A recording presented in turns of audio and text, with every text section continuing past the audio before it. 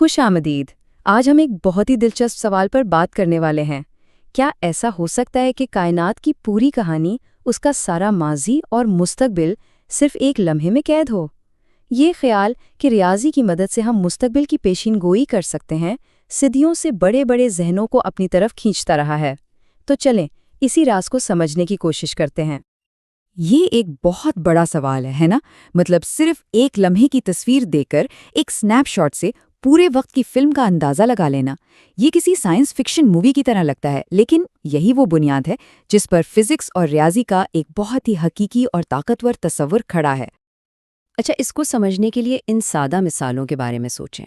ان کی حرکت کوئی بے ترتیب یا رینڈم نہیں ہوتی، بلکہ ایک اصول کے تحت ہوتی ہے۔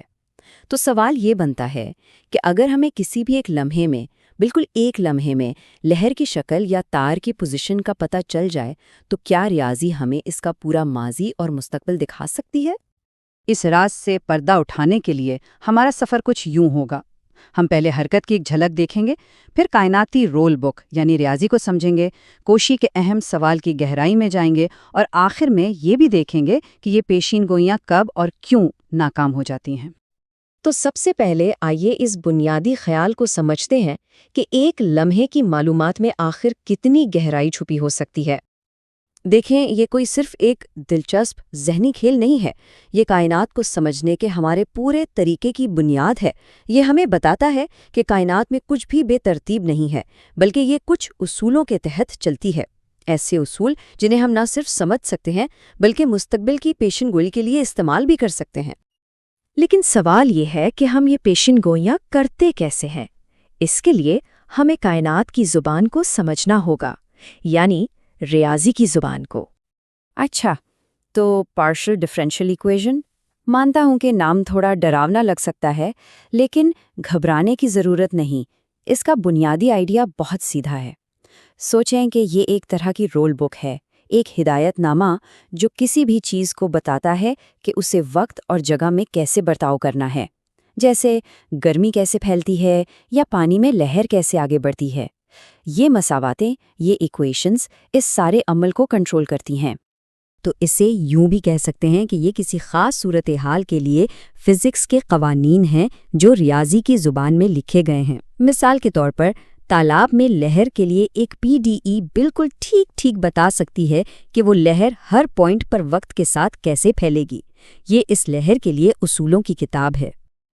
اور یہاں ایک اہم تفصیل ہے، یہ ایکویشنز جنہیں ہم سیکنڈ آرڈر کہتے ہیں، وہ صرف یہ نہیں دیکھتی کہ کوئی چیز کتنی تیزی سے چل رہی ہے، یعنی اس کی رفتار کیا ہے، نہیں، وہ اس راہ پر بھی نظر رکھتی ہیں، یعنی کہ رفتار خود کیسے بدل رہی ہے۔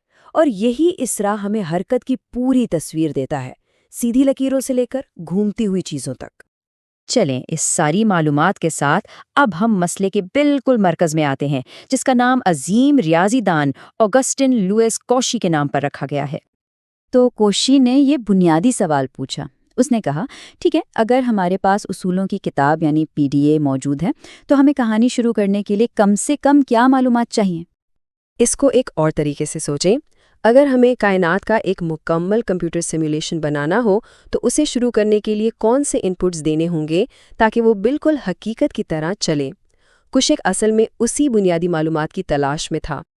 اور اب وہ لمحہ آ گیا ہے کہ اس راز سے پردہ اٹھایا جائے۔ کوشی کے سوال کا جواب حیران کن حد تک خوبصورت اور سادہ ہے۔ جی ہاں، ابتدائی حالات یا انیشل کنڈیشنز، یہ وہ چابی ہے جس کی ہمیں تلاش تھی۔ یہی وہ معلومات ہے جو اصولوں کی کتاب کو زندہ کرتی ہے اور ہمیں ایک خاص منفرد کہانی سنانے کا موقع دیتی ہے۔ تو اہم بات یہ ہے، ہمیں صرف دو چیزیں جاننے کی ضرورت ہے۔ اگر ہم گٹار کی تار کی مثال لیں تو ہمیں یہ جاننا ہوگا کہ تار اس لمحے میں کس شکل میں ہے، یعنی اس کی پوزیشن، اور اس کا ہر پوائنٹ کس سمت اور کتنی تیزی سے حرکت کر رہا ہے، یعنی اس کی رفتار۔ بس یہی دو چیزیں چاہیے۔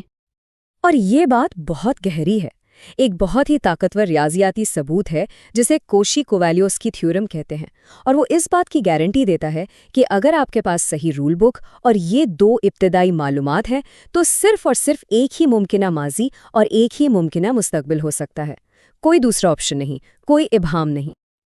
یہاں تک تو سب کچھ بالکل پرفیکٹ لگتا ہے، لیکن جیسا کہ اکثر ہوتا ہے، کہانی میں ایک ٹویسٹ ہے۔ یہ وہ سوال ہے جہاں دنیا زیادہ دلچسپ ہو جاتی ہے۔ کیا یہ فریم ورک ہمیشہ کام کرتا ہے؟ تو جواب ہے نہیں، ہمیشہ نہیں۔ اور اس کی وجہ یہ فرق ہے۔ کچھ سسٹم ویل پوزڈ ہوتے ہیں، یعنی مستحکم۔ اگر آپ اپنی ابتدائی پیمائش میں ذرا سی غلطی کرتے ہیں تو آپ کی پیشین گوئی میں بھی تھوڑی سی ہی غلطی ہوگی، لیکن دوسرے سسٹم ill پوزڈ ہوتے ہیں۔ یہاں ایک چھوٹی سی نہ نظر آنے والی غلطی بھی آپ کی پیشین گوئی کو مکمل طور پر بالکل ہی غلط ثابت کر سکتی ہے، اور اسی چیز کو ہم کیوس یا افراتفری کہتے ہیں۔ اور یہ سب کچھ صرف تھیوری نہیں ہے۔